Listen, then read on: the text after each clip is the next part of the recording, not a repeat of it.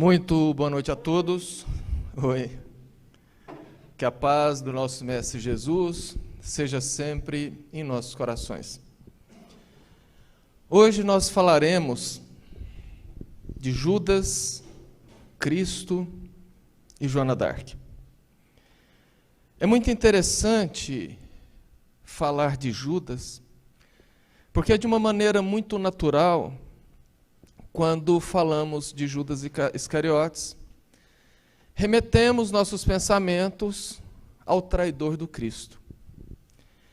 No entanto, quando nós vamos estudar a literatura espírita, e eu basei a nossa reflexão de hoje em mais de 12 obras espíritas, pensando de cada uma os trechos, as informações, para que a gente pudesse montar o mosaico ou o quebra-cabeças.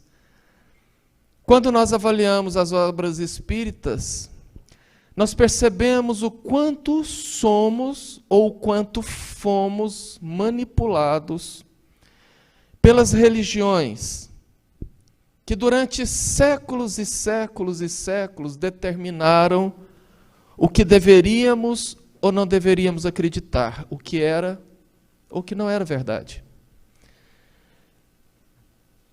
Antigamente não existia Google, não existia internet.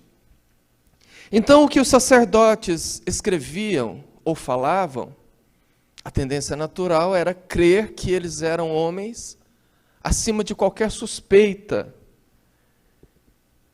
no sentido de poder adulterar alguma coisa.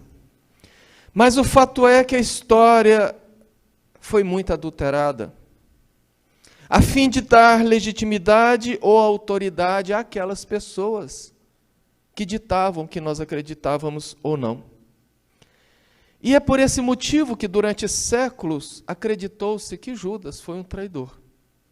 No entanto, quando, repito, nós vamos buscar na doutrina espírita, percebemos que a história é um pouco diferente. Só que antes de entrarmos na história de Judas, nós precisamos entender o contexto onde estava inserido o povo judeu à época de Jesus e anterior. A história do povo judeu é marcado com muita escravidão, muito sofrimento. Durante séculos, desde que eles foram presos no Egito, os profetas diziam da vinda de um Messias, do Salvador, daquele que viria em algum momento libertar o povo judeu do tacão dos seus algozes. No entanto, durante 4 séculos, durante 400 anos, houve um silêncio total. Nenhuma profecia mais chegava e o povo ficava extremamente angustiado. Porque imaginavam, embora esperavam, que talvez o Messias não viria. Até que no ano 37 antes da nossa era, o Império Romano invade a Palestina. O rei Herodes, depois de um grande cerco na cidade de Jerusalém, toma novamente o povo judeu como escravo. E foi ali que começaram a nascer braços políticos. Aqueles grupos de libertação como os zelotes, que era um braço político dos judeus que visava, entre outras coisas, a libertação do povo. Posto isto, também quando nós estudamos os acontecimentos daquela época, e pelo menos eu, Carvalho, tenho o costume de observar isto, nós percebemos o quanto em 2000 anos, nós, os seres humanos que habitamos a Terra, evoluímos muito tecnologicamente, evoluímos muito culturalmente, mas moralmente, quase nada. Praticamente, o que se transcorreu desde a chegada de Jesus até a sua crucificação, para marcar esse período, é muito parecido com o que ocorre hoje no nosso mundo político. denotando que nós ainda estamos bastante distantes de nos tornar seres melhores. Portanto, Judas nasceu na cidade de Queiriote, ou Cariote. Quando se fala Judas Iscariotes, o prefixo is na língua hebraica quer dizer homem de, cidadão de. Então, Judas Iscariotes quer dizer Judas, cidadão da cidade de Queiriote. Dos 12 discípulos de Jesus, ele foi o único que não nasceu na Galileia. Filho de Simão de Queiriote. Ele morava em Cafarnaum e lá ele era um comerciante muito conhecido, porque ele era um homem eloquente, simpático. Ele era considerado, junto com Marcos e Lucas, um dos apóstolos mais instruídos de Jesus. Foi um dos primeiros apóstolos a serem chamados para compor o colégio dos 12 pelo próprio Cristo. E lá em Cafarnaum, ele vivia de vender peixes e algumas quinquilharias. No entanto, quando Judas entrou para o grupo dos zelotes, ele que já tinha uma personalidade muito forte, muito materialista, ele via muito o dinheiro, ele media as pessoas não pelo que as pessoas eram, mas exatamente pelo que as pessoas tinham. Os zelotes planejavam desde há muito tempo um levante contra o Império Romano. Tanto é que os historiadores dizem que no período de um século, desde 39 a.C., quando o Império Romano oficialmente invadiu a Palestina, até o ano de 70 da nossa era, depois de Cristo, ou AD, como gostam os historiadores, de Anno Domini, houveram 7 levantes dos judeus, dos zelotes, contra o Império Romano. O último deles foi do ano 68 ao ano 70, quando finalmente o Império Romano, reagindo, destrói o Templo de Jerusalém. Portanto, dando início à nossa viagem no passado, aquela semana seria extremamente marcante para o destino de Jesus e indiretamente de todos nós na humanidade. Jesus, há mais ou menos uma semana antes, quando ainda nas Decápolis, ou as 10 cidades palestinas, perguntou aos seus discípulos: o que dizem os homens acerca do Filho do Homem? E ali, os discípulos disseram que Jesus já era visto como Messias, como enviado de Deus. Então, quando nós fazemos uma leitura mais fina do Novo Testamento, nós percebemos que a partir do momento que Jesus faz essa pergunta aos discípulos, e ele percebe que sim, o que ele queria, que era que a população soubesse que ele era o Messias, já estava construído, ele então começa a retornar para Jerusalém.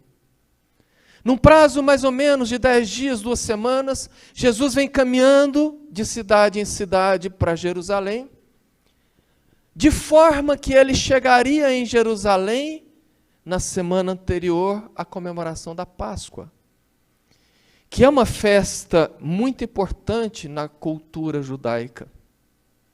Portanto, ao se aproximar de Jerusalém, Jesus passou primeiramente por Betânia. Ali na casa de Marta e Maria, ele encontrou as 2 irmãs extremamente chorosas, porque o seu irmão Lázaro havia desencarnado há 2 dias. Jesus então diz que não, que Lázaro não havia morrido. Dirigem-se até a sepultura. Jesus pede que se retire a pedra que tampava a abertura na rocha onde era feito o túmulo e ordena que Lázaro se levante. Para o assombro de todo mundo, Lázaro sai todo enfaixado, já inchado, com um odor pútrido muito forte, com as extremidades do corpo já necrosando, mas sai andando, por assombro de todos. A maioria das pessoas, principalmente os próprios discípulos, já tinham testemunhado vários milagres do Cristo, mas aquele foi o mais forte. Fazer alguém voltar à vida era muito para a cabeça deles. Judas, em particular, viu aquilo e ficou maravilhado. Ele então fez correr em Jerusalém a notícia de que o libertador estaria chegando, que era extremamente poderoso, que bastaria uma palavra sua e ele faria derribar todos os obstáculos. E aquilo inflamou a população de Jerusalém. Todos aguardavam a chegada, porque para a Páscoa, praticamente todos os judeus de toda a Palestina tinham ido para a capital. Estavam ali reunidos para comemorar a Páscoa. E a grande maioria daquelas pessoas já tinham visto falar de Jesus ou já tinham conhecido ele pelas suas andanças por toda a Palestina. Já sabia da sua capacidade. Então o povo se animou de modo particular, porque imaginava que sim, estava muito próximo a libertação do povo judeu. E quando tiveram a notícia que Jesus estava a caminho de Jerusalém, as pessoas se aglomeraram pelo portão do Oriente, que era o portão que era no rumo da cidade de Betânia. Desfolharam as palmas, forraram o chão para fazer uma espécie de tapete, pessoas tiraram seus mantos, as suas capas e forraram o chão. E fizeram ali um corredor para ovacionar o libertador. Muitos imaginavam que Jesus entraria com um pequeno exército ou com um séquito de soldados, montado em um fogoso corcel, portando uma espada, ao modo dos grandes conquistadores. Mas, para surpresa de uns e a decepção de outros, Jesus manda buscar um burrico emprestado, monta nele e adentra na cidade. Mesmo assim, as pessoas ovacionam, as pessoas gritam, e aquela notícia chega até os ouvidos dos sacerdotes, da classe dominante, que se vê muito preocupada, porque as ideias de Jesus iam de encontro com a sua política de vida. E sabiam, muitos, que Jesus corria perigo, porque embora ele fosse um judeu, muitos dos judeus não gostavam dele pelo que ele pregava. A chegada de Jesus causava medo principalmente nos fariseus e nos sacerdotes, porque se ele implantasse o reino que ele tanto falava, acabaria o privilégio deles todos. Jesus então já não podia caminhar com segurança por Jerusalém, sem nenhum risco. E o interessante é que ele sabia disto. Tanto que desde que ele entrou no domingo, até a quinta-feira, quando ele celebraria a sua ceia de Páscoa, conhecido como última ceia, Jesus passava por Jerusalém e ia dormir na casa de Marta, Maria e Lázaro, em Betânia. Mas aquele dia Jesus entrou, passou pelo templo e foi para Betânia. As pessoas começaram a se perguntar, mas por quê? O que é que ele está fazendo que ele já não entra e já promove a rebelião? Judas falava, não, é porque ele está ganhando tempo, ele está angariando mais seguidores. Mas como assim? Ele não fica por aí organizando, ele fica por aí pregando o amor, a caridade, o reino de Deus. Mas Judas disse, tenha calma, que o mestre sabe o que está fazendo. Os dias passam, Jesus repreende os vendedores do templo, porque ali todos os judeus que chegavam de fora tinham que fazer as suas oferendas, os seus sacrifícios no templo. Era a lei, era a cultura. No entanto, como cada região tinha sua moeda, e a moeda de outras regiões não era corrente em Jerusalém, eles tinham que trocar por cambistas.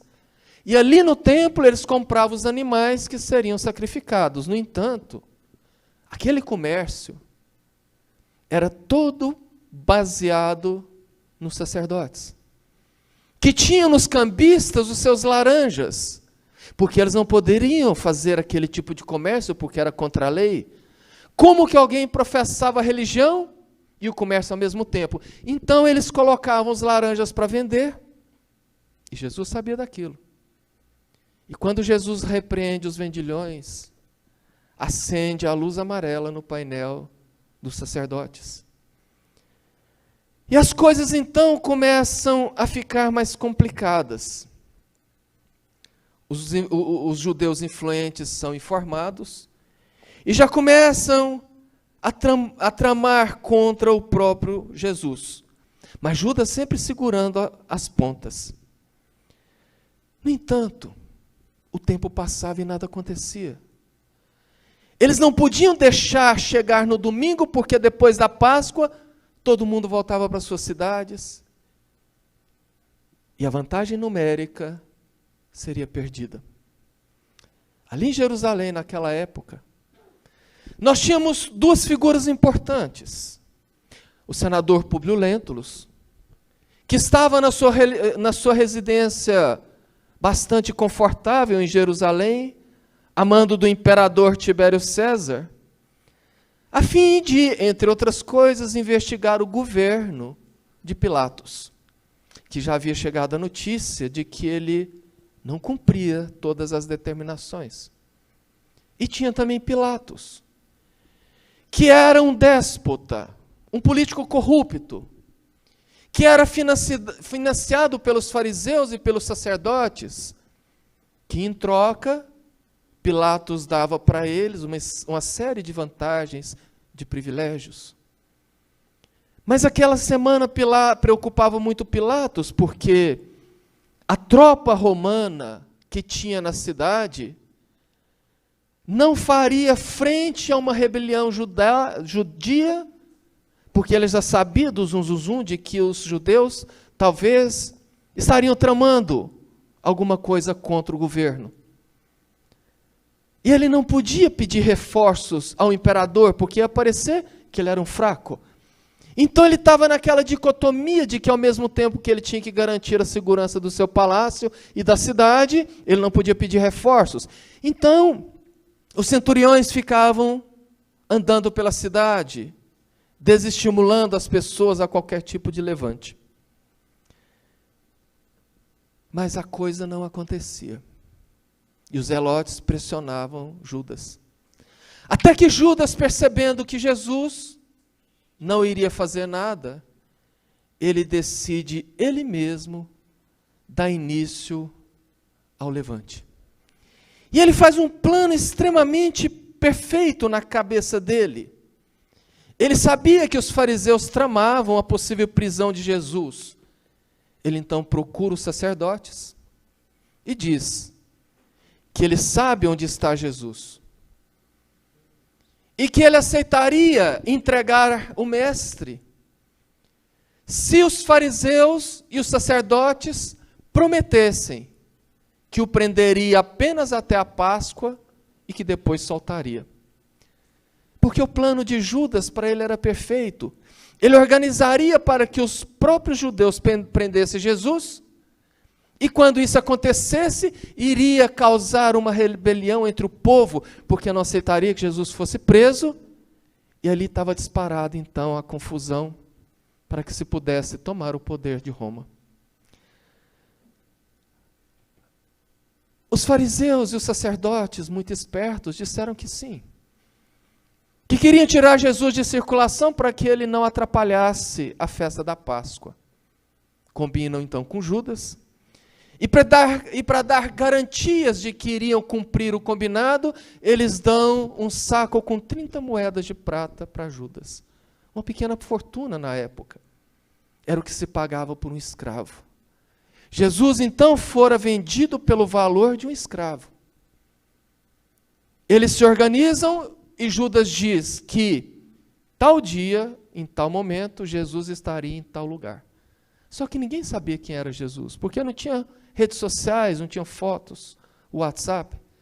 Então eles combinavam a senha de que Judas identificaria o mestre com um beijo. Jesus promove a ceia. E ali, durante a ceia, ele diz que seria traído. E diz mais, que seria traído por aquele que enfiasse a mão na tigela junto com ele, e ele pega na mão de Judas e coloca, mas ninguém percebe nada. Jesus finalmente vira-se para Judas e diz: se tu tens que fazer, faça logo. Termina a ceia, Jesus se despede. Judas sai despercebidamente. E Jesus vai então para o Morro das Oliveiras com alguns discípulos mais próximos. E lá, no Jardim das Oliveiras, ou no Getsemane, Jesus, extremamente angustiado, dá alguns passos e para no local para fazer suas orações. Quando ele se vira, os seus discípulos estão dormindo, ele volta e diz: poxa, eu estou nos meus últimos momentos e vocês, ao invés de beber esse momento comigo, vocês dormem. Jesus volta-se novamente para orar e os discípulos dormem novamente. Já era tarde da noite, o costume era dormir muito cedo, não tinha energia, não tinha TV. E naquele momento, Jesus faz uma oração extremamente curta, mas muito profunda. Ele se curva e diz: Pai, afasta de mim esse cálice, Pai, se for possível, afasta de mim esse cálice, mas acima da minha, que seja feita a tua vontade. E Jesus transpira sangue. O único evangelista que narra isso é Lucas. E esse momento é tido como um grande milagre do Cristo, porque ele transpirou sangue. Durante mais de 20 séculos se acreditou que era um milagre, até que a medicina, já no comecinho do século 21, no final do século 20, observando os condenados à morte no corredor da morte, perceberam que muitos condenados ficavam tão tensos, que transpiravam sangue. Descobriram a hematidrose. Perceberam que no momento de tensão extrema, onde a pressão sanguínea aumenta bastante, microvasos sanguíneos que envolvem as glândulas sudoríparas rompem-se, se misturam com o suor e a pessoa transpira sangue. Então aquilo mostrava o quanto Jesus, mesmo sabendo o que estava acontecendo, ele estava extremamente tenso. Até que começa então um burburinho. E Jesus observa junto com seus discípulos, que são despertados pelo barulho, que se aproxima ali uma pequena malta, um grupo pequeno. Eram enviados dos fariseus e dos sacerdotes. Até que atrás deles saem, por fim, Judas. Ele se aproxima de Jesus e Jesus dá a última oportunidade de Judas não consumar o que ele tinha planejado, quando ele pergunta: a que veio, amigo? Judas dá o beijo. E aqueles homens que já estavam programados a fazer algo totalmente diferente do que havia sido combinado com Judas, prendem Jesus. Simão Pedro, que havia sido orientado por Judas na ceia, de que ele deveria se armar, porque ele ficara sabendo que estava havendo um plano de prender Jesus e que precisaria defendê-lo. Naquela noite ele tinha uma adaga. Ele saca da adaga e corta a orelha de Malco. Jesus placidamente recompõe a orelha de Malco, repreende Judas, dizendo para ele embaiar a sua espada, porque quem com ferro fere, com ferro será ferido. Na cabeça de Judas, no seu coração, ele não era um traidor. Ele era apenas um herói que ainda não tinha sido reconhecido, porque ele sabia que a hora que Jesus fosse preso, a população se revoltaria. Eles tomariam o comando da cidade e Jesus seria libertado, então Judas o colocaria no comando e dali para frente seria só alegria. Só que as coisas saíram diferentes. Jesus foi amarrado como um criminoso qualquer e levado para a casa do sumo sacerdote. Judas, que só imaginava que ele seria reconhecido como um grande herói, fez espalhar a notícia naquela madrugada de que Jesus havia sido preso pelos próprios judeus. E ao mesmo tempo que a notícia se espalhava desse jeito, os seus discípulos começaram a ficar preocupados e espalhando a notícia de que o mestre também tinha sido preso. Só que os próprios discípulos não faziam o que o Cristo ordenou, o que o Cristo ensinou, o que o Cristo exemplificou. Naquele momento que eles deveriam colocar em prática tudo que aprenderam com Jesus, fizeram o contrário, fugiram, choraram, acusaram e odiaram Judas, porque já o consideravam um traidor e espalhou a notícia que Judas tinha entregue Jesus. A coisa então começou a fugir do controle de Judas, porque começaram a acusá-lo de traidor enquanto Jesus foi levado para a casa do sumo sacerdote, Caifás, que era genro de Anás, o ex-sumo sacerdote. E lá preso durante a madrugada, ele foi humilhado e agredido por aqueles que deveriam guardá-lo. Pedro corre para lá. E ao ser reconhecido como um discípulo, um seguidor de Jesus, ele nega, diz, não sou. E por mais outra vez, ele nega que não era quem imaginava. Até que quando o dia começa a raiar, Pedro consegue chegar até uma pequena abertura, uma pequena janela de onde estava Jesus preso.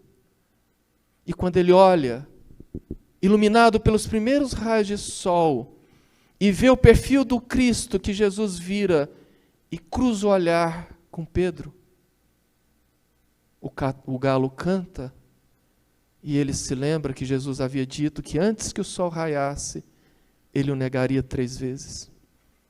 Pedro cai num pranto compulsivo. Enquanto Judas, reunido com os zelotes, tenta se defender porque a coisa começou a ficar feia para o lado dele. E eles então, reunidos, dizem, como que você entregou o mestre? Não, eu não entreguei, isso faz parte do plano. Eles prenderam Jesus até domingo, porque vai ser mais seguro para ele, o clima na cidade está pesado. Mas Judas, quem te garante que eles fariam isto? Eu garanto, porque fizemos um acordo. Mas o que eles fizeram para garantir isso? Me deram essas moedas. Dinheiro, Judas. Você entregou o mestre por dinheiro. E ali, Judas começa a perceber que na verdade ele foi enganado, porque os próprios zelotes disseram, os fariseus, os sacerdotes são raposas espertas. Quando colocam a mão em alguém, eles não soltam mais. Você entregou o nosso mestre. A notícia se espalhou. E a casa suntuosa do senador Publio Lentulus foi invadida por pessoas, umas pedindo a sua influência para poder libertar Jesus, e outros pedindo para que ele influenciasse para manter Jesus preso. O dia amanhece, Jesus é levado até o palácio de Pilatos. E ali Pilatos, sem saber o que fazer, porque Pilatos sabia que não existia acusação que justificasse a condenação de Jesus. Ele então manda convocar assistentes romanos, influentes, inclusive o senador, que quando chega lá fica assustado com a quantidade de pessoas que já aglomeravam na frente do palácio, pedindo a condenação de Jesus. O interessante é que até que naquele ponto, 2 grupos sabiam que ele havia sido preso. Os zelotes, que era um grupo muito grande, e os amigos do mestre. Lá dentro, Pilatos diz que não sabe o que fazer, porque não vai condenar aquele homem, porque sabe que ele não deve. E naquele momento de incerteza, de saber o que fazer, o que não fazer, o senador diz, por que não envia ele então a Herodes? Porque Pilatos não queria se meter nas coisas particulares de um povo que não era dele. Pilatos era romano. Embora governasse uma cidade de judeus, ele não queria se meter nas coisas próprias dos judeus, porque ele não queria criar problemas. O senador então diz, mande-o para o rei dos judeus. Herodes está em Jerusalém, no seu palácio, para passar a Páscoa. Pilatos acha aquilo uma excelente ideia e manda levar Jesus. Jesus chega. Os judeus, não tendo com que acusá-lo, acusam-no para Herodes de que ele queria ser rei dos judeus, porque com aquela acusação, ele iria de encontro a Herodes, o rei, e a Pilatos, o governador. Herodes, que era uma pessoa extremamente desprovida de inteligência, de moral, faz um monte de perguntas idiotas para Jesus, porque ele cria que Jesus era uma espécie de mago, de feiticeiro. Dizia para ele, transforma a água em vinho, ou vinho em água, como dizem que você fez, e queria que ele fizesse mágicas, e fazia perguntas simples. E Jesus se manteve calado por todo o tempo, porque sabia que não tinha o que falar para aquela mente. Já bastante irritado com o Cristo que não fazia nada, ele disse, então já que ele é o rei dos judeus, tragam um manto branco, vestiram-no com um manto branco, de luxo. Trouxeram uma cana pobre, deram na mão dele e falou, esse vai ser o seu cetro, o rei de miséria. Pegaram espinhos que cresciam nos muros de Jerusalém, extremamente tóxicos e venenosos. Fizeram uma coroa, porque um rei tinha que ter uma coroa, e cravou em sua cabeça, rasgando a sua pele. Mandou que ele fosse levado de volta para Pilatos. Pilatos se surpreende e pega o prisioneiro já bastante debilitado, porque ele havia sido agredido também no palácio de Herodes. E ali Pilatos começa a ficar na famosa sinuca de bico, porque ele não queria se mostrar um fraco frente ao senador, que era uma autoridade acima dele, porque sabia que a notícia poderia chegar até o imperador. E a malta lá fora, a população, começa a ficar mais agitada. Chega um soldado e diz, Senhor, eles estão invadindo, estão ameaçando invadir o templo se não houver uma decisão. Pilatos volta-se para o senador Públio Lentulus e diz, o que você me diz dele? Você já conheceu? O senador então lembra de quando esteve com Cristo, por 15 minutos em Cafarnaum. Mas escondendo questões particulares, disse, sim, eu já o conheci. Já havia ouvido falar dele, mas eu confesso que nunca ouvi da boca dele nada que colocasse algo de encontro às nossas culturas romanas. Ele sempre curava pessoas, pregava o amor, fazia caridade, nada contra isto. Pilatos fica mais aturdido ainda. E o soldado fala, a multidão está crescendo, está incendiando, precisamos fazer alguma coisa, porque entre os zelotes que queriam que a coisa acontecesse, tinha os sacerdotes e os fariseus que soltavam dinheiro na mão do povo para que eles pudessem ovacionar mais. para que eles pudessem inflamar mais ainda, pedindo a condenação de Jesus. E quanto mais moedas corria, mais o povo se agitava, mais pessoas chegavam. Até que um dos soldados deu a ideia: por que não a pena do açoite? Geralmente, quando a massa está querendo a condenação, ela se satisfaz com o açoite. E quem sabe eles acalmando, nós poderemos organizar. Pilatos então ordena, Jesus é levado. Os romanos tinham um modo particular de fazer os açoites. Ele pendurava a pessoa pelos 2 braços, a pessoa ficava no ar, pendurado, numa posição extremamente dolorosa, extremamente desconfortável. E ficava um soldado de cada lado, sincronizando os chicotes que eram feitos de couro trançado com pedaços de ossos de carneiro na ponta, de modo que quando o chicote batia, penetrava nas carnes e ao puxar de volta, rasgava tudo. E eles sincronizavam de forma que quando um soldado batesse e voltasse o chicote, o outro batia, então era um açoite constante. Penduraram o Cristo, tiraram o manto e começaram. Desfiguraram todo o mestre. E quando o soldado entra e diz: Senhor, já terminamos o açoite. E aí? Ele não falou nada. Ele se manteve calado e plácido o tempo todo, não murmurou. Eu nunca vi alguém fazer isto. Num dado momento ele apenas disse: se eu quisesse, eu pediria ao Pai uma legião de anjos, e eles derrubariam tudo e todos. Mas eu não farei isto porque eu preciso cumprir o que o Pai quer. Pilatos ficou desorientado. Já não sabendo mais como fazer, o senador diz: governador, eu sou testemunha de que tu fizestes tudo o que tinha que fazer. Aí o soldado dá uma ideia. Na Páscoa, geralmente, o governador solta um preso. Por que não pedir para que o público escolha entre o preso e Jesus? E Pilatos lembrou de Barrabás, que era alguém extremamente violento, já foi estuprador. Os próprios fariseus e sacerdotes pediram para que ele fosse preso, porque ele invadia casas, roubava, e Barrabás era um zelote, e os zelotes que estavam na turma sabiam disto. Portanto, ele imaginou que o povo não iria pedir a libertação de Barrabás, mas de Jesus, porque Barrabás não poderia ser solto.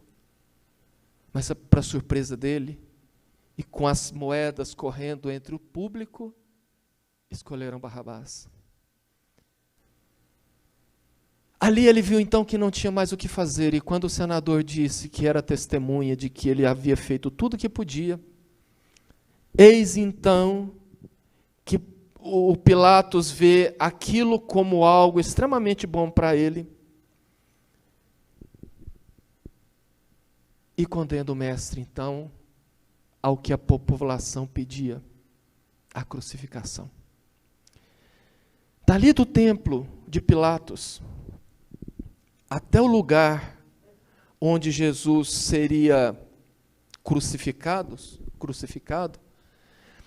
é um caminho que passava por dentro do mercado de Jerusalém. Quem conhece Jerusalém percebe que o caminho vai fazendo voltas, passando por dentro do mercado. São vielas, ruas muito estreitas. Há uma distância de no máximo 600 metros entre o templo, o Sinédrio e o Gólgota. Quando Jesus começa a passar por dentro do mercado, é que as pessoas, o público que estava recebendo ele no domingo, viram que Jesus estava sendo já encaminhado para a crucificação. Ali as pessoas acordaram, porque os que pediam sua crucificação não eram as pessoas que o adoravam. Jesus então é levado até o morro. E Judas, quando percebe isso tudo, que havia sido enganado e que o seu plano perfeito foi uma enganação, ele vai até o templo e tenta devolver as moedas. Os sacerdotes riem na cara dele. Ele joga as moedas uma figueira e se mata enforcado. O remorso era tanto que ele achava que o castigo que ele merecia era a morte. Jesus então é levado até o Calvário e durante essa caminhada muita coisa acontece. A filha de Simeão, o Cirineu, que ajudara Jesus por força dos soldados, Simeão havia recebido no seu trabalho a notícia que a sua filha estava às beiras da morte. Ele, desesperado, para chegar até na sua casa, no outro extremo da cidade, atalhou pelo centro da cidade, foi quando passou por aquele tumulto, e viu um homem que mal conseguia carregar aquela trave, todo ensanguentado. Quando ele vai passar o chicote, tá! O centurião diz, ajude-o. Mas eu estou, pá! Ajude-o, porque o próximo é em você. Ele então ajuda Jesus a erguer a trave. E caminha mais ou menos uns 200 metros em silêncio, mas pensando, não é que eu não queria carregar essa trave, não é que eu não queria te ajudar, mas a minha filha está morrendo, eu precisava chegar. Jesus apenas olha para ele e continua. Quando o soldado o libera, ele corre para casa. E quando ele avista de longe a sua casinha, a esposa chorando na porta, ele fala, minha filha já morreu. Quando ele se aproxima, a mulher enxuga as lágrimas e fala, meu marido, há poucos instantes atrás, mãos luminosas materializaram na nossa frente e curou a nossa filha. Eu estou chorando de alegria. Quantas coisas aconteceram naquele trecho. No entanto, a execução tinha que se dar naquele dia, porque no sábado, que começava, aliás, às 18 horas, às 6 horas do sábado, na cultura dos judeus, começava o Pêssar, a festa de Páscoa. Inclusive, não podia ficar nenhum corpo na cruz. Penduraram os três, Jesus.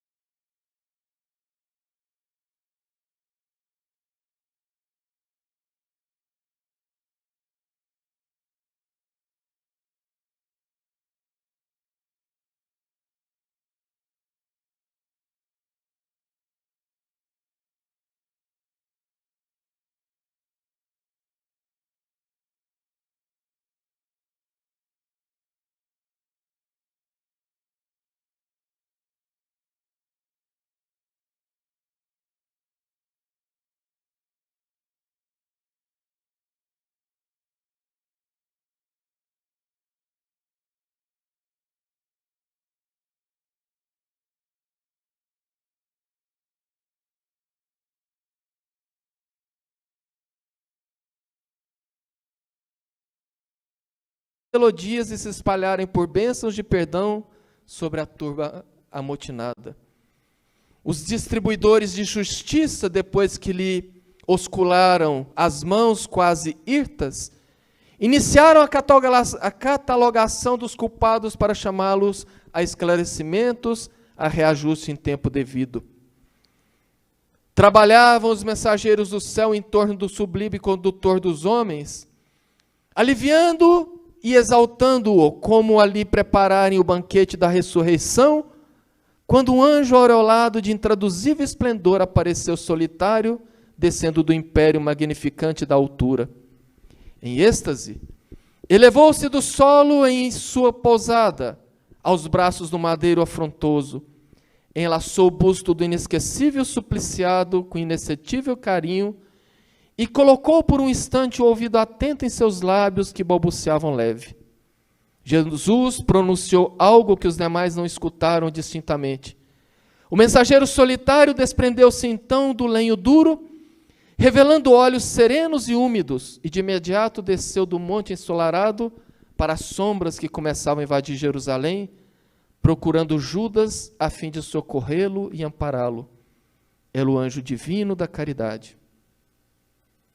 Ao deixar o corpo, Jesus foi imediatamente às esferas inferiores, socorrer o amigo que havia suicidado.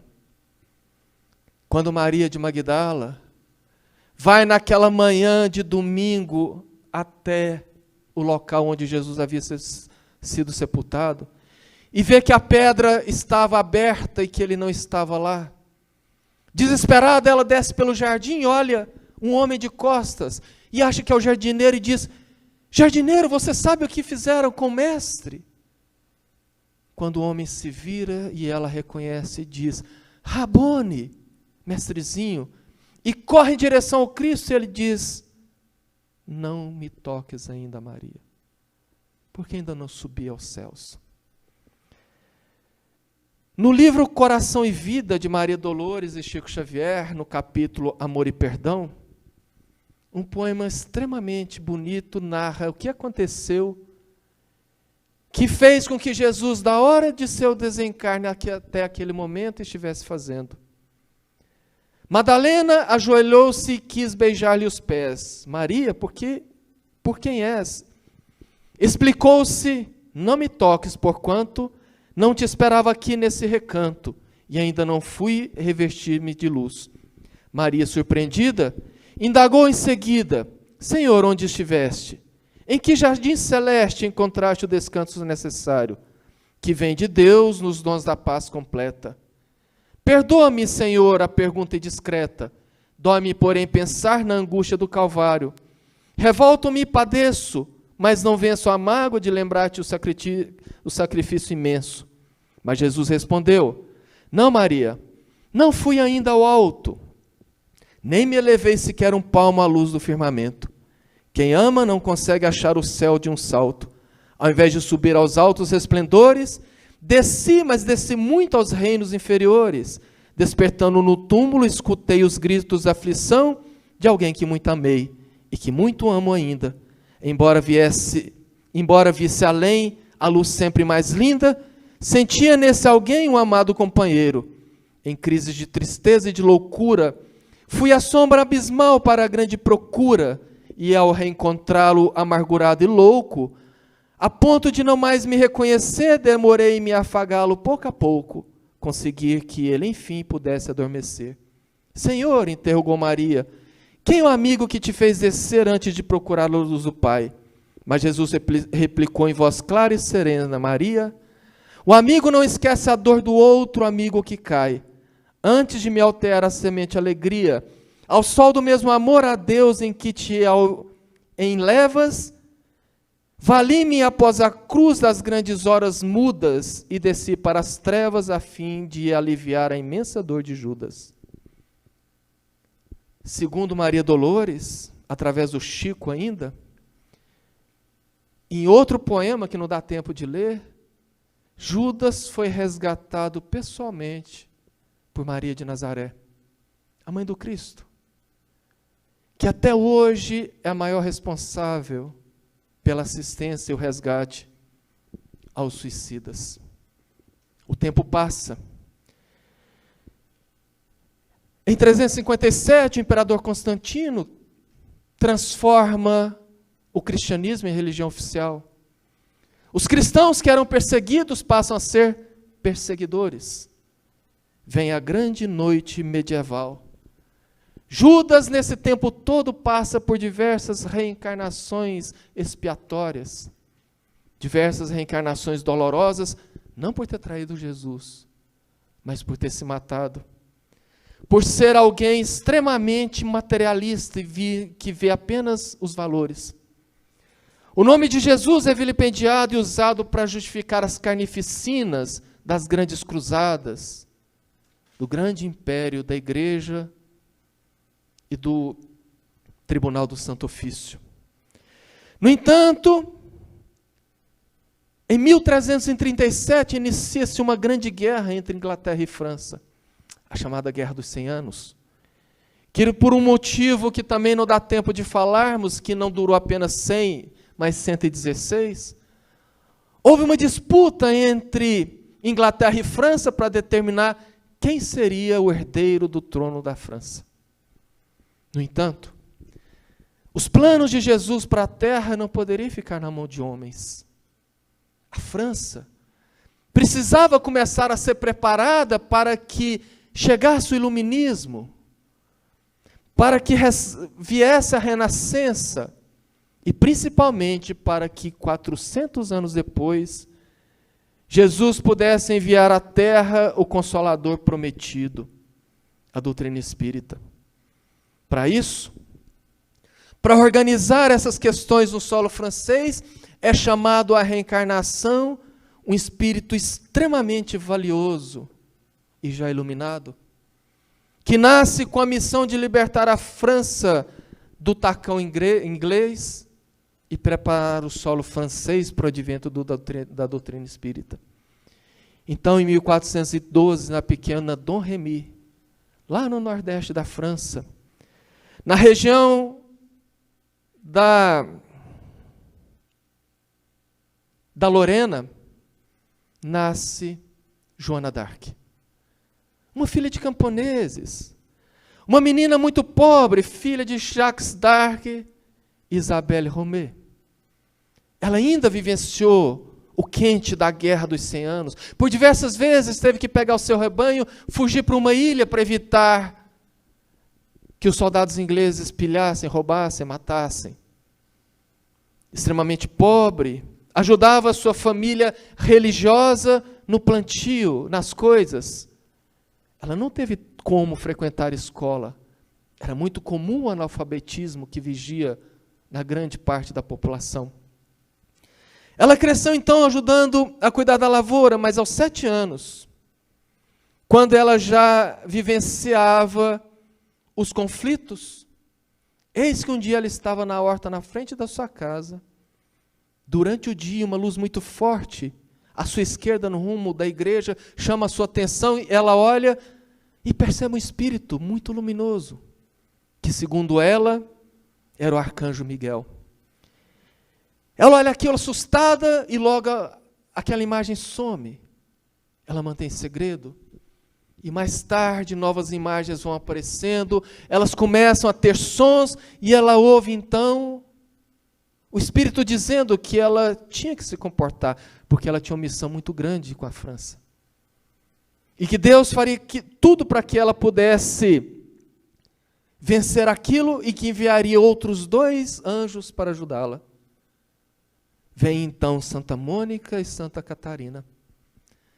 E por insistência dessas vozes, que ela muitas vezes não via os espíritos, mas ouvia-os, que começava a dizer que ela precisava conversar com aquele que seria o futuro rei da França, ela vai até Vaucouleurs, que é mais ou menos a 20 quilômetros de Dom Remy, e lá ela procura por Robert de Ricot, que era o chefe militar francês daquela região. Ela diz que vozes vindas de Deus mandaram que ele o levasse até o Delfim, que era o nome francês para o sucessor do trono. E ele riu. Como que o Delfim Carlos vai te receber? Ela passou 1 ano visitando, insistindo, até que um dos seus assistentes, por fim, disse: não, ela realmente só pode ter vinda de Deus, dê-lhe a chance. Rodrigo, então, dá a ela um uniforme, um cavalo e 2 militares para escoltá-la. Ela corta os seus cabelos para parecer homem, ficar mais seguro, e viaja mais de 700 quilômetros para buscar Carlos em Chimont, onde ele havia reunido a sua corte. Carlos, que era o Delfim da França, ao ficar sabendo que ela iria procurá-lo, porque o mensageiro foi à frente, ele ficou com medo de ser uma armadilha, ela poderia estar querendo assassiná-lo. Ele então chamou mais de 300 pessoas no salão da sua corte, misturou-se entre eles, colocou roupas nobres em alguns deles para confundir e ficou observando. Ela entrou, passou por todos e foi até ele. As vozes a guiaram. Depois de uma conversa em particular de alguns minutos, onde ela revelou para ele coisas da vida dele, particular do passado e do presente, ele ficou tão encantado que autorizou o que ela queria. Os historiadores até hoje não sabem como uma menina de 17 anos conseguiu que o Delfim Carlos desse a ela uma armadura, um cavalo, uma espada e uma autorização para comandar o exército. Ela então, quando recebe aquela autorização, não tem dinheiro, os nobres se cotizam e dão para ela a condição para que ela pudesse viajar. Ele, antes de enviá-la, pede para que os seus teólogos realmente investiguem se ela era divina, se ela era enviada de Deus. E eles fazem uma série de perguntas, inclusive um exame ginecológico que constata a sua virgindade, porque se ela não fosse virgem, seria considerada uma bruxa. Dessa maneira, ela recebe um exército entre 4 e 7 mil homens. E ela define que ela iria para a cidade de Orleans, libertar a cidade que estava sitiada pelos ingleses há mais de um ano. No caminho a Orleans, ela para na igreja de Santa Catarina e ordena o padre que retire uma pedra que estava atrás do altar. E lá, ela encontra uma espada, que é uma espada de outro Carlos, Carlos Martel, que há 7 séculos antes havia usado aquela espada para defender a Europa da invasão muçulmana. Aquilo impressionou tanto os soldados, que começou a nascer ali o verdadeiro espírito de corpo da tropa francesa. Em pouco mais de 3 dias, ela liberta Orleans, e a partir dali ela começa a libertar todas as cidades, porque o seu objetivo era finalmente coroar o rei Carlos. Joana impressiona todos com a sua postura, porque ela usava táticas de guerra que ninguém conhecia, uma menina de 17 para 18 anos. Ela usava táticas que foram aproveitadas durante muitos séculos depois, inclusive por Napoleão. Segundo Leon Denis, ela nunca matou ninguém. Ela corria com seu cavalo, segurando a flâmula espada entre a tropa, incentivando eles, orientando como que eles deviam proceder. Colocou disciplina na tropa, não aceitava que ninguém bebia, que ninguém buscasse prostitutas, que todos se confessassem, fazendo com que a tropa cada vez ficasse mais coesa. E ela nunca matava. Sempre que ela ordenava um ataque, ela dava antes uma chance para que o inimigo se rendesse. Se o inimigo não se rendesse, ela ordenava o ataque. Dessa maneira, ela então liberta várias cidades. E no dia, em julho de 1429, na cidade de Reims, o Delfim Carlos é coroado como Carlos VII da França. Ela cumpriu a sua missão, ela cumpriu a sua promessa. Mas ela não queria parar ali, ela queria libertar toda a França. E disse então que o próximo passo seria libertar Paris, mas o rei Carlos disse que não. Que ele não queria mais guerras, e que ele então queria que parasse por ali. Ele tirou a autoridade dela sobre o exército, eles ficaram 3 meses parados.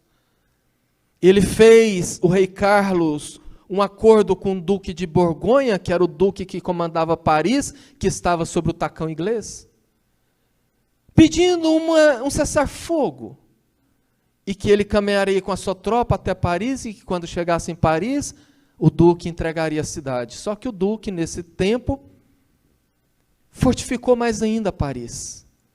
E quando chegaram lá, teve mais derramamento de sangue. Por fim, Joana d'Arc resolve dizer que precisava cumprir a promessa e o que Deus havia enviado a ela. E ela ficou sabendo que a cidade de Compiègne havia sido sitiada pelos ingleses. Ela então pede para ir libertar a cidade, o rei também fala que não.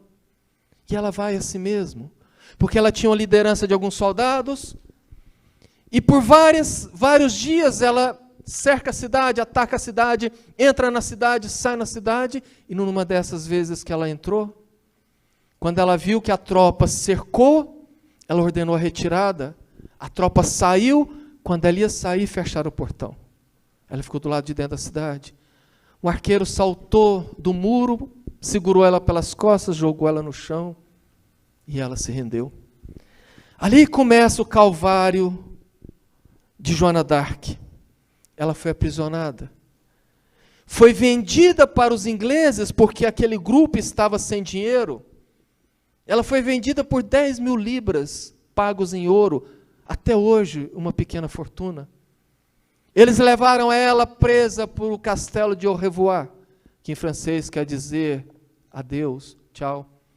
Ali ela tentou fugir por diversas vezes, inclusive uma delas se jogando de uma altura de 21 metros, o que é equivalente a uma janela de um prédio de 7 andares. Por sorte caiu numa terra fofa. E ela então começou a ser torturada e começou-se a organizar o seu julgamento, que era um julgamento de cartas marcadas, porque se para os franceses ela era divina, para os ingleses ela era o demônio. Naquele julgamento de cartas marcadas, fizeram toda sorte de torturas físicas e psicológicas, para que ela se confessasse ser uma bruxa, e ela dizia que não. Por várias vezes ela era levada ao tribunal, que era composto inclusive por sacerdotes, que a levavam para a prisão e diziam: você vai ser queimada, as chamas vão fazer isso no seu corpo. E ela começou a ficar com medo, que era o único medo que ela tinha. Mas as vozes diziam: tenha paciência, você vai ser logo libertada. Por fim, quando ela fraqueja por não suportar mais, eles trazem a ela um documento, que era um documento forjado, porque ela não sabia ler, diziam que ela estava confessando algo e era outra coisa, ela marca ali com X, e enfim ela é condenada. Joana, então, no dia 30 de maio de 1431, às 8 horas da manhã, ao som do badalar dos sinos de todas as igrejas, entra na grande praça, levada por 700 soldados. No centro da praça, uma estaca muito alta, com tanto graveto, que tomava conta quase de toda a praça. Aquela visão impressiona ela. E ela fraqueja mais uma vez. Eles então a atam-na ao poste. Aliás, antes de atar ao poste, ela pede que leve a ela uma cruz. O soldado faz uma cruz com a madeira, amarra, ela se ajoelha e faz uma prece muito comovedora, onde ela diz que perdoa a todos e ora pela libertação da França e pela união das pessoas. Aquela oração comove inclusive o próprio Carrasco por alguns segundos. E logo em seguida é dada a ordem: prendem-no a ferros e ateado fogo. Naquele instante, quando as chamas começam a subir, ela se lembra que quando as vozes disseram que ela seria libertada, ela não estaria sendo libertada da prisão, mas do corpo físico. Narra Leon Denis que, enquanto as chamas começavam a tomar conta do seu vestido branco, ela grita que sim, que ela sempre esteve a trabalho de Deus. E ela fala o nome de Jesus 3 vezes. Na terceira vez, o silêncio. Ouve-se apenas o crepitar das labaredas, e nada mais ali se ouve. Afirma a tradição que durante a execução de Joana d'Arc, muitos fenômenos aconteceram. Inclusive que ao terminar de queimar o seu corpo, o seu coração estava intacto. E eu me lembro que há mais ou menos 30 anos atrás eu ouvi Divaldo Franco contar, e eu busquei essas fontes na preparação da palestra, não encontrei, talvez por ser muito longo, e eu já estou atrasado, é só mais 3 minutos, onde Divaldo contava que Joana de Ângeles disse que, enquanto Joana estava presa, na cela ao lado, uma senhora que era uma mendiga, uma moradora de rua, alguém que ali nasceu uma amizade muito grande, porque Joana a ajudou muito psicologicamente. Só que ela desencarnou na prisão, mas não sabia. E naquele dia, ela, andando pela cidade em espírito, quando viu que era Joana atada no poste, ela correu desesperada e abraçou com tanto amor, que o seu amor fez com que o coração dela não queimasse. Subia, fluidos divinos desciam do céu, anestesiando ela. E no momento extremo, deixa o corpo de Joana d'Arc o espírito de Judas Iscariotes, que teve como a sua última reencarnação expiatória a missão de libertar a França. Segundo Leon Denis, Judas foi recebido no plano espiritual pessoalmente pelo Cristo, e que hoje embala as zonas superiores extremamente iluminado. Para encerrar, eu queria deixar uma reflexão de como o que eu disse no começo. Muitos cristãos hoje apedrejam Judas, chamam ele de traidor e ao mesmo tempo adoram Joana d'Arc como uma santa da igreja que em 1929 foi canonizada. E são mesmo espíritos. Cristãos que vão para a igreja dizer que ama a Deus sobre todas as coisas e ao próximo como a ti mesmo, mas que na Semana Santa fazem atrocidades com boneco, que mal sabem eles do que se trata. E finalmente, eu destaquei aqui do livro Crônicas de Além Túmulo, de Humberto de Campos e Chico Xavier, uma entrevista que Humberto de Campos faz com o próprio Judas. E eu vou ler só o trecho final, quando Judas diz para Humberto de Campos: e agora, irmanado com ele, que se acha no seu luminoso reino das alturas, irmanado com Jesus, que ainda não é desse mundo, sinto nessas estradas o sinal de seus divinos passos. Vejo ainda na cruz entregando a Deus o seu destino. Sinto a glamourosa injustiça dos companheiros que abandonaram inteiramente e me vem uma recordação carinhosa das poucas mulheres que o ampararam no doloroso transe. Em todas as homenagens a ele prestadas, eu sou sempre a figura repugnante do traidor. Olho complacente os que me acusam sem refletir se podem atirar a primeira pedra. Sobre o meu nome pesa a maldição milenária, como sobre esses sítios cheios de miséria e de infortúnio. Pessoalmente, porém, estou saciado de justiça, porque já fui absolvido pela minha consciência no tribunal dos suplícios redentores. Quanto ao divino mestre, continuou Judas com seus prantos, infinita é a sua misericórdia, e não só para comigo. Presta atenção nisso. Porque se recebi 30 moedas vendendo Jesus aos seus algozes, há muitos séculos ele está até hoje sendo criminosamente vendido no mundo a grosso retalho, por todos os preços, em todos os padrões do ouro amoedado. Quem pode atirar a primeira pedra? Até hoje, vendem Jesus aos mesmos modos que Judas o fez. Percebam que nessa história não tem muita diferença moral entre o tempo de Judas e o nosso hoje. Fica aí, então, para a nossa reflexão. Desculpa o adiantar das horas. Muito obrigado pela atenção, pela paciência, boa semana e que Jesus nos abençoe.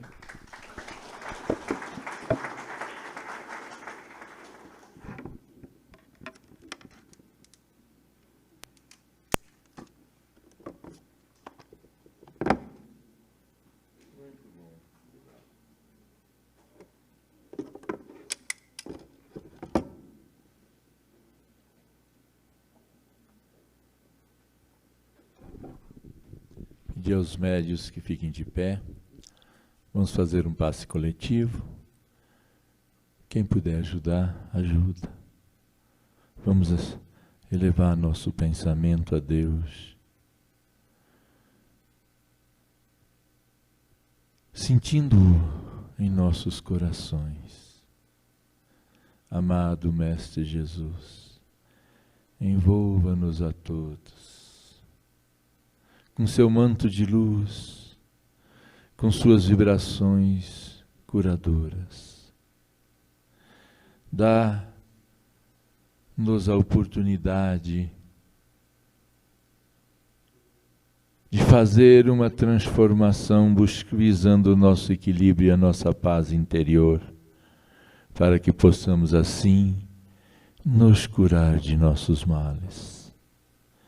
Envolva todos aqueles que estão nas ruas, nos hospitais, nos manicômios, nas prisões, com fluidos curadores, para que cada um possa levantar-se no caminho de suas vidas e vencer, alcançando assim a redenção de cada um, ou melhor, a iluminação. Vamos envolver nossos familiares, aqueles que estão em nossos pensamentos, em fluidos curadores, que nosso magnetismo possa assim alcançar a cada um, criando condições para que haja uma transformação. Obrigado, amado Mestre Jesus. Ainda somos tão pequenos, necessitamos tanto de Ti. Mas hoje me comprometo com as minhas transformações, para que tudo isso seja possível. Que assim seja. Muita paz a todos, um bom retorno a seus lares, e que essa semana seja realmente a semana de nossas transformações. Que assim seja.